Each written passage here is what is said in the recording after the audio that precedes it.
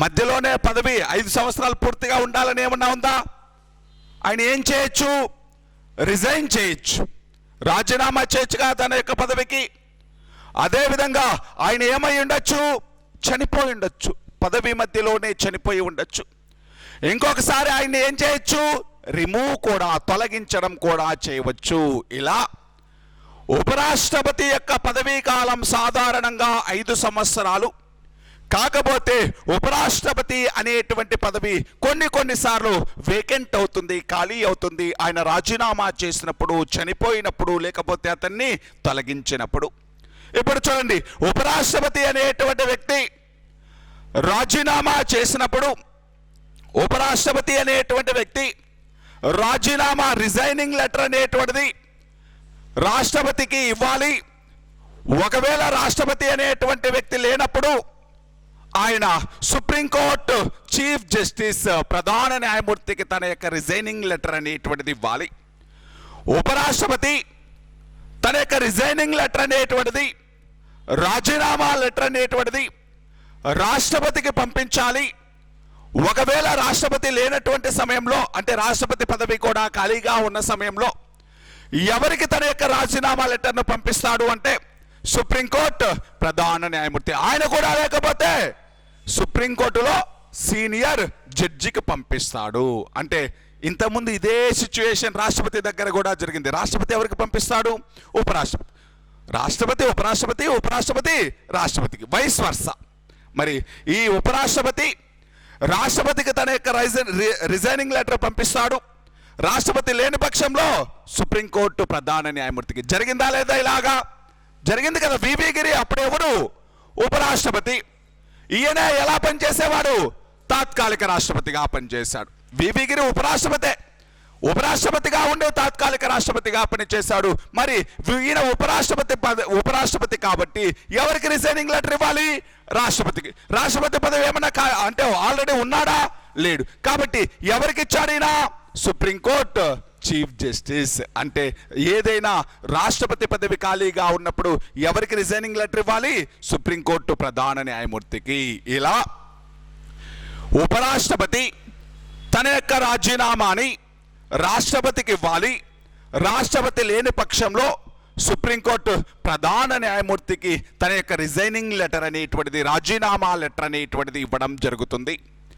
సరే, ఇప్పుడు ఉపరాష్ట్రపతి అనేటువంటి వ్యక్తిని ఏం చేయొచ్చు? తొలగించవచ్చు. ఉపరాష్ట్రపతి తొలగింపు గురించి చెప్పేటువంటి ఆర్టికల్ 67లో బి. ఉపరాష్ట్రపతి యొక్క తొలగింపు గురించి చెప్పేటువంటి ఆర్టికల్ ఏంటండి? 67లో బి అనేటువంటిది చాలా ఇంపార్టెంట్ అండి. స్టార్ మార్కు పెట్టుకోండి, ఆర్టికలే అడుగుతాడండి. ఉపరాష్ట్రపతి తొలగింపు గురించి చెప్పేటువంటి ఆర్టికల్ ఏంటండి? 67లో బి అనేటువంటిది. డైరెక్ట్ పెట్టండి, ఆర్టికలే అడిగేస్తాడు. ఇక్కడ 67లో బి అనేటువంటిది ఉపరాష్ట్రపతి తొలగింపు. ఇంతకుముందు రాష్ట్రపతి తొలగింపుని ఏమన్నాం? మహాభియోగ తీర్మానం, ఇంపీచ్మెంట్ అంట. కాకపోతే ఉపరాష్ట్రపతి తొలగింపుకి మహాభియోగ తీర్మానం అని ఏమి పిలవం, ఇంపీచ్మెంట్ అని ఏం పిలవం, సాధారణ తొలగింపు అని మాత్రమే పిలుస్తాం. ఈయనకి మహాభియోగ తీర్మానం అవసరం లేదు, ఇంపీచ్మెంట్ అనేమి పిలవం. ఏమంటాం? జనరల్ రిమూవల్ అంటాం, సాధారణ తీర్మానము. అంటే ఇక్కడ క్లారిటీగా వినండి, ఈ ఆర్టికల్ ఏం చెప్తుంది అంటే, రాసుకోవద్దు, ఒక్కసారి వినండి. ఉపరాష్ట్రపతి తొలగింపు తీర్మానాన్ని ముందుగా రాజ్యసభలో ప్రవేశపెట్టాలి. ఇంతకుముందు రాష్ట్రపతి తొలగింపు తీర్మానాన్ని ఏ సభలోనైనా, కానీ ఉపరాష్ట్రపతి తొలగింపు తీర్మానాన్ని ముందుగా ఏ సభలో ప్రవేశపెట్టాలి? ఎందుకని? ఈయనకు రాజ్యసభకు అధ్యక్షుడు కాబట్టి ఉపరాష్ట్రపతి తొలగింపు తీర్మానాన్ని ముందుగా రాజ్యసభలో ప్రవేశపెట్టాలి. సరే, ఫస్ట్ తీర్మానం ప్రవేశపెట్టాం రాజ్యసభలో. ఉపరాష్ట్రపతి తొలగింపు తీర్మానాన్ని రాజ్యసభలో ప్రవేశపెట్టినప్పుడు రాజ్యసభ అనేటువంటిది ఏ మెజారిటీతో ఆమోదించాలి? ఏ మెజారిటీ? సాధారణ మెజారిటీ. ఇంకా సాధారణ మెజారిటీ, కాకపోతే దానిని ఎఫెక్టివ్ మెజారిటీ అంటాం. ఏమని పిలుస్తాం? Effective majority. ఎఫెక్టివ్ మెజారిటీ రాజ్యసభలో ఏ మెజారిటీతో ఆమోదించాలి? ఎఫెక్టివ్ మెజారిటీ అంటే ఏంటి? మొత్తం రాజ్యసభలో ఎంతమంది అయితే సభ్యులు ఉన్నారో దానిలో సగం కంటే ఎక్కువ. ఎఫెక్టివ్ మెజారిటీ అంటే అటెండ్ అయిన వాళ్ళలో సగం కంటే ఎక్కువ కాదు. అప్పుడు రాజ్యసభ మొత్తం సభ్యులు ఉంటారు కదండి, అప్పుడు రాజ్యసభలో మొత్తం ఎంతమంది సభ్యులు ఉన్నారో ఆ రాజ్యసభ సభ్యులలో సగం కంటే ఎక్కువ. అర్థమవుతుంది కదండి నేను చెప్పింది? ఎఫెక్టివ్ మెజారిటీ అంటే అప్పుడు రాజ్యసభలో మొత్తం సభ్యులలో సగం కంటే ఎక్కువ మెజారిటీతో ఆమోదించాలి. దానిని ఏమని పిలిచాం? Effective majority. అంటే సింపుల్ మెజారిటీ అంటే సాధారణ మెజారిటీ అంటే హాజరైన వాళ్ళలో హాజరైన వాళ్ళలో 50%. కానీ ఇక్కడ హాజరైన వాళ్ళు కాదు, అప్పటి రాజ్యసభ మొత్తం సభ్యులలో 50%. రాజ్యసభ మొత్తం సభ్యులలో 1/2 మెంబర్స్ అంటే 1/2 మెజారిటీతో ఆమోదించింది అనుకోండి. రాజ్యసభలో ఆమోదించిన తీర్మానాన్ని ఎక్కడికి పంపించాలి? లోక్సభకు పంపించాలి. అంటే ఒక రాజ్యసభ ఆమోదిస్తే సరిపోదు, మళ్ళీ ఎక్కడికి పంపించాలి? లోక్సభకి పంపించాలి. లోక్సభ అనేటువంటిది సాధారణ మెజారిటీతో ఆమోదిస్తే, రాజ్యసభలో ఏ మెజారిటీ? Effective majority. లోక్సభలో ఏ మెజారిటీ? Simple majority. ఓకేనా? లోక్సభలో ఏ మెజారిటీ? ఎఫెక్టివ్ మెజారిటీ అంటే ఏంటి? రాజ్యసభ మొత్తం సభ్యులలో 1/2 వంతు మంది. ఒకవేళ రాజ్యసభలో పాస్ అయితే మళ్ళీ ఆ బిల్లుని ఎక్కడ ప్రవేశపెడతాం? లోక్సభలో ఏ మెజారిటీతో ఆమోదించాలి? సాధారణ మెజారిటీతో ఆమోదిస్తే. సాధారణ మెజారిటీ అంటే ఇక్కడ రాసుకోండి, హాజరైనటువంటి సభ్యులలో 1/2 వంతు మంది. హాజరైనటువంటి సభ్యుల్లో 1/2 వంతు మంది. ఈ మెజారిటీతో లోక్సభ కూడా ఆమోదిస్తే అప్పుడు ఉపరాష్ట్రపతి పదవి ఏమవుతుంది? ఖాళీ అవుతుంది, వేకెంట్ అవుతుంది. అప్పుడు ఉపరాష్ట్రపతి పదవి ఖాళీ అవుతుంది. ఓకేనా? ఎలా తొలగిస్తారు?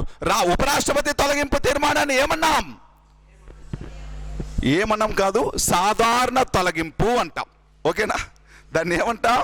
సాధారణ తొలగింపు, జనరల్ రిమూవల్. అంటే రాష్ట్రపతికి ఒక పేరు పెట్టారు. ఏంటిది? మహాభియోగ తీర్మానం. దీనికి ఏమి అటువంటి తీర్మానం అవసరం లేదు. ఒక జనరల్ రిజల్యూషన్, సాధారణ తీర్మానం ద్వారా తొలగించవచ్చు. సాధారణ తీర్మానం అంటే ఏంటి? ముందుగా ఆయన తొలగింపు తీర్మానాన్ని ఎక్కడ ఇంట్రడ్యూస్ చేయాలి? రాజ్యసభలో ఏ మెజార్టీతో ఆమోదించాలి? Effective majority. రాజ్యసభలో పాస్ అయితే ఎక్కడ ఇంట్రడ్యూస్ చేయాలి? లోక్సభలో ఏ మెజార్టీతో ఆమోదించాలి? సింపుల్ మెజార్టీతో ఆమోదించాలి. ఆమోదించిన రోజు లోక్సభ కూడా ఆమోదిస్తే ఆ రోజు నుంచి ఏమవుతుంది? ఉపరాష్ట్రపతి పదవి ఖాళీ అవుతుంది. ఓకేనా? పదవీ కాలం గురించి చెప్పేటువంటి ఆర్టికల్ ఏంటండి? 67. జనరల్ గా ఉపరాష్ట్రపతి పదవీ కాలం ఎంత? 5 సంవత్సరాలు. ఉపరాష్ట్రపతి తన యొక్క రిజైనింగ్ లెటర్ ని ఎవరికి ఇస్తాడు? రాష్ట్రపతి. ఆయన లేని సమక్షంలో సుప్రీంకోర్టు ప్రధాన న్యాయమూర్తికి. ఓకేనా? ఇది ఈ ఆర్టికల్ అండి 67లో బి. ఇప్పటి వరకు చెప్పిన ఆర్టికల్లో 64 ఆర్టికల్ నేర్చుకోండి. అంటే ఆర్టికల్ ఏం చెప్పిద్ది అనేటువంటిది. 64 రాజ్యసభకు అధ్యక్షుడు అంటాడు చూడండి, అది 65. 64, 65, 67. 64, 65, 67. మిగతా ఆర్టికల్స్ ఏమీ నేర్చుకోవాల్సిన అవసరం లేదు, కంటెంట్ నేర్చుకోండి. కానీ ఆర్టికల్ అనేటువంటిది 64 చాలా ఇంపార్టెంట్, 67 చాలా ఇంపార్టెంట్, కొంచెం ఇంపార్టెంట్ 65. ఓకేనా? 64 బాగా నేర్చుకోవాలి. 67లో బి అనేటువంటిది చాలా ఇంపార్టెంట్. ఇంకొకటి 70 అనేటువంటిది ఇంపార్టెంట్, నేను చెప్తాను. ఓకేనా? 67 ఇది. నెక్స్ట్ ఆర్టికల్ రాసుకుందాం. 68.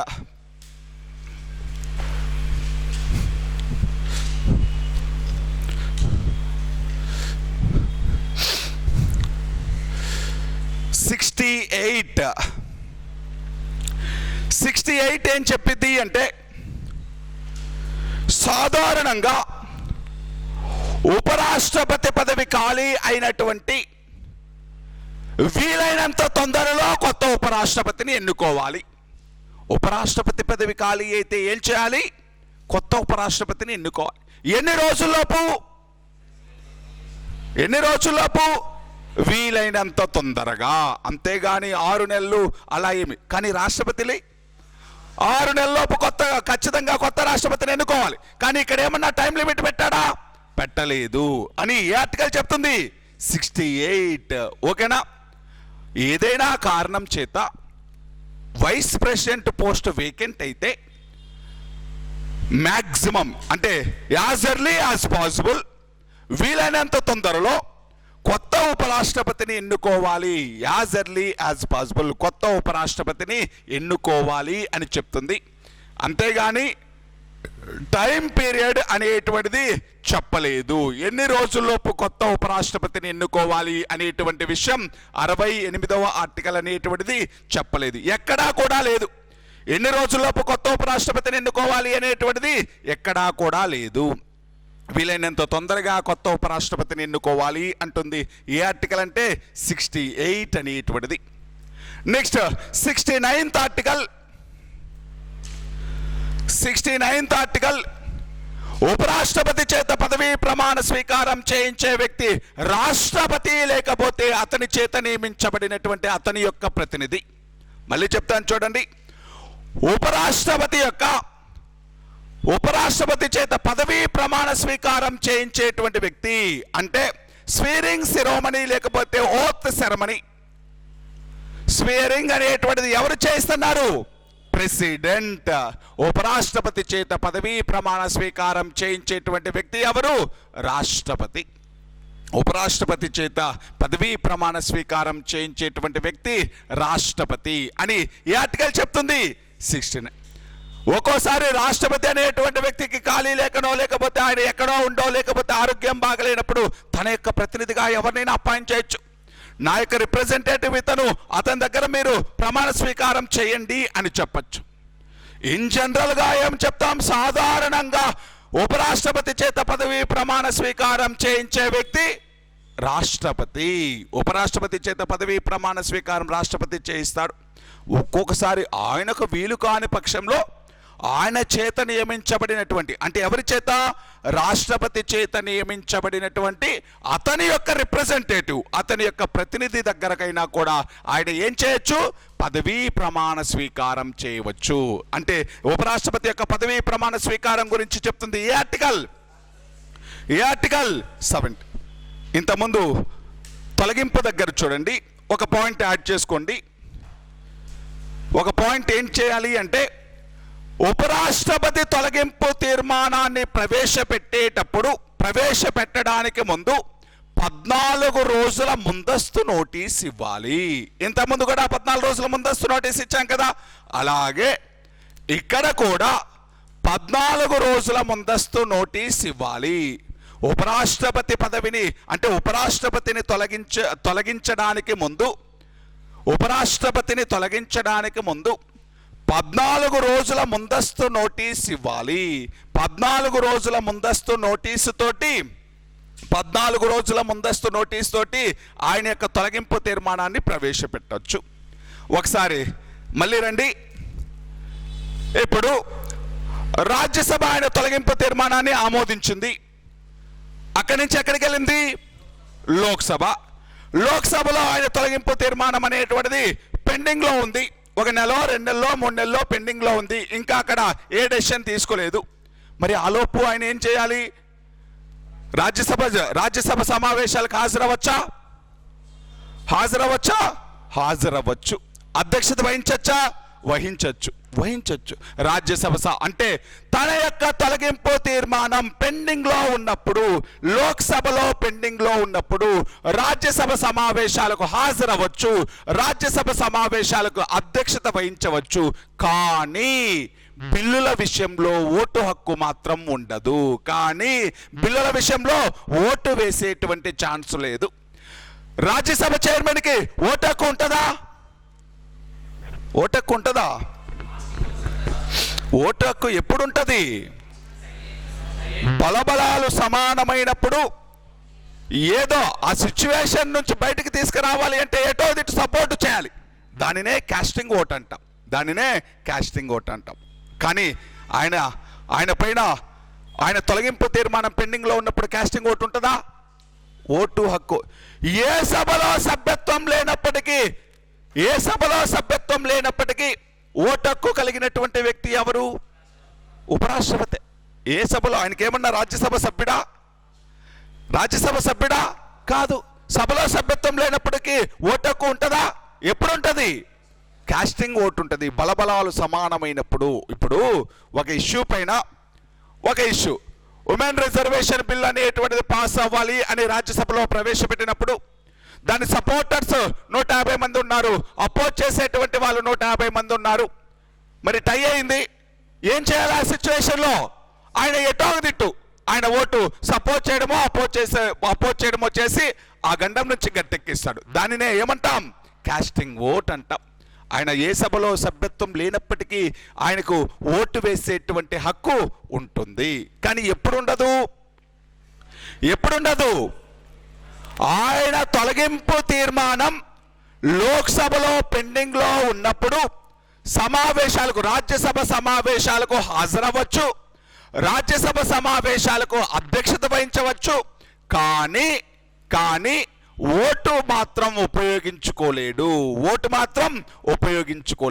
గుర్తుపెట్టుకోండి, ఎగ్జామ్లో ఇటువంటి క్వశ్చన్లే అడుగుతాడు. కొంచెం మనల్ని ఆలోచించేటువంటి క్వశ్చన్లే అడుగుతాడు. ఓకేనా? సరే, నెక్స్ట్ది 69 దగ్గర పదవీ ప్రమాణ స్వీకారం చేయించేటువంటి వ్యక్తి ఎవరు? రాష్ట్రపతి. ఆయనే ఒకవేళ ఆయన అందుబాటులో లేనప్పుడు ఆయన యొక్క ప్రతినిధి దగ్గర కూడా ప్రమాణ స్వీకారం చేయించవచ్చు. నెక్స్ట్ది 70 కొంచెం ఇంపార్టెంట్. ఒక్కసారి ఇక్కడ ఆలోచించండి, ఒక్కసారి వినండి. ఆర్టికల్ 65 ఏం చెప్పింది? తాత్కాలిక రాష్ట్రపతి ఎప్పుడు? రిజైన్ చేసినప్పుడో, చనిపోయినప్పుడో, తొలగించినప్పుడు. ఇది కూడా ఉపరాష్ట్రపతి తాత్కాలిక రాష్ట్రపతిగా పనిచేస్తాడు. కాకపోతే ఏదైనా సందర్భంలో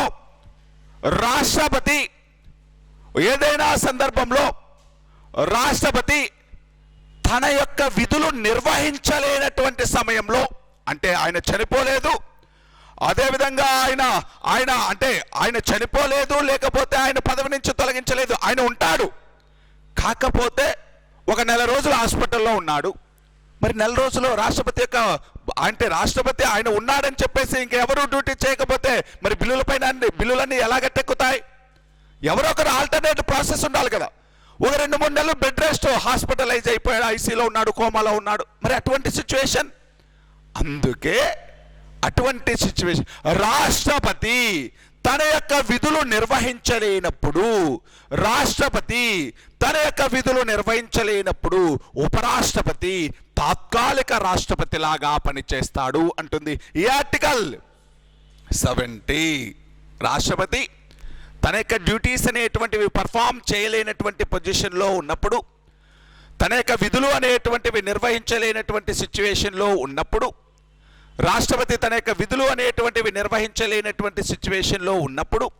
అప్పుడు ఏం చేస్తాడు అంటే ఉపరాష్ట్రపతి తాత్కాలిక రాష్ట్రపతి లాగా, అంటే రాష్ట్రపతి యొక్క డ్యూటీస్ అనేటువంటివి నిర్వహిస్తాడు. ఫర్ ఎగ్జాంపుల్ ఎటువంటి సిచ్యువేషన్లో అంటే రాష్ట్రపతి ఒక 20 రోజులో, 15 రోజులో, 30 రోజులో ఫారిన్ టూర్ వెళ్ళినప్పుడు, ఒక 20 రోజులు 15 రోజులు అందుబాటులో లేకపోతే ఇక్కడ ఏమైపోవాలి? అటు మొత్తం బిల్లులన్నిటిపైన ఎవరి యొక్క ఆమోదం? ఏ ఆర్డర్ వచ్చినా కూడా ఎవరి యొక్క ఆమోదంతో రావాలి. మరి అన్ని రోజులు ఆయన లేకపోతే పరిపాలన ఆగిపోతుంది కదా. అందుకని అటువంటి సిచ్యువేషన్, అంటే రాష్ట్రపతి విదేశాలకు వెళ్ళినప్పుడు, లేకపోతే రాష్ట్రపతి యొక్క హెల్త్ అనేటువంటిది బాగలేనప్పుడు, రాష్ట్రపతి యొక్క ఆరోగ్యం అనేటువంటిది సహకరించినప్పుడు. జరిగిందా ఇటువంటిది? ఎప్పుడైనా జరిగిందా? ఎప్పుడు జరిగింది? నాని జైల్ సింగ్ కాదు, 1960లో బాబు రాజేంద్ర ప్రసాద్ అనేటువంటి వ్యక్తి, ఆయనకు ఆరోగ్యం సహకరించాలి, హెల్త్ అనేటువంటిది పాడైపోతే ఆ టైంలో సర్వేపల్లి రాధాకృష్ణన్ అనేటువంటి వ్యక్తి తాత్కాలిక రాష్ట్రపతిగా కొన్ని రోజులు ఆయన యొక్క డ్యూటీస్ అనేటువంటివి నిర్వహించారు. రాజేంద్ర ప్రసాద్ అనేటువంటి వ్యక్తి హాస్పిటలైజ్ అయితే రాజేంద్ర ప్రసాద్ అనేటువంటి వ్యక్తి ఆయన యొక్క డ్యూటీస్ నిర్వహించలేకపోతే సర్వేపల్లి రాధాకృష్ణన్ అనేటువంటి వ్యక్తి ఈయన కొన్ని రోజులు రాష్ట్రపతి యొక్క డ్యూటీస్ అనేటువంటివి నిర్వహించడం జరిగింది. అంటే